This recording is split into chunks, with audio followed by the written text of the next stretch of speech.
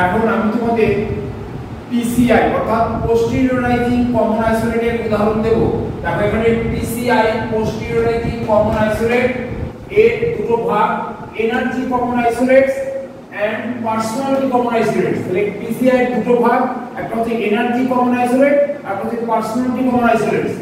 এইখানে একটা টাইটেল নিয়ে প্রথমে আমরা দিচ্ছি ক্রিটিসিজম অফ হিন্দি পোয়েট্রি।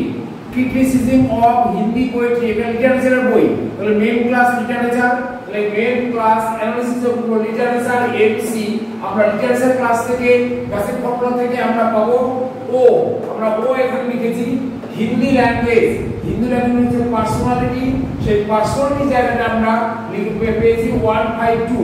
এটা আমরা পাবো to be got by language isolate, to be got by language isolate।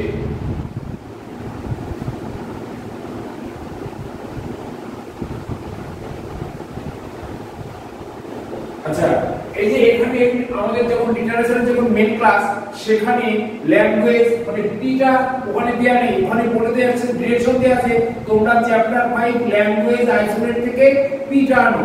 আমরা সেখান থেকে পি পেয়েছি, মানে ল্যাঙ্গুয়েজ হিন্দি ল্যাঙ্গুয়েজটা পেয়েছি 152। এইজন্য আমরা ব্র্যাকেটে লিখে দিলাম to be got by language isolate. Next হচ্ছে পোয়েট্রি P2, আমরা এটা লিটারেচার ক্লাস থেকে পেয়েছি। তারপর হচ্ছে ক্রিটিসিজম PCI, এটা G, এই যে G মানে এনার্জি, তাহলে এটা লিখতে হবে to be got by energy isolate, to be got by energy common isolate, energy common isolate.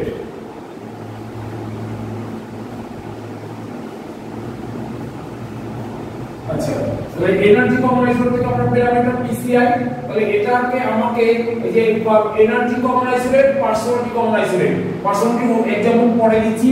প্রথমে এনার্জিটা দিলাম, তাহলে এখানে দেখো আমার নাম্বার যখন সিনথেসিস করলাম, সিনথেসিস করার পর কি হলো, ক্যাপিটাল ও পি হচ্ছে 152 এবং পোয়েট্রি হচ্ছে 1 এবং কোলন দিয়ে আমার যেহেতু এনার্জি আইসোলেট ওই জন্য এর আগে কোলন বসলো।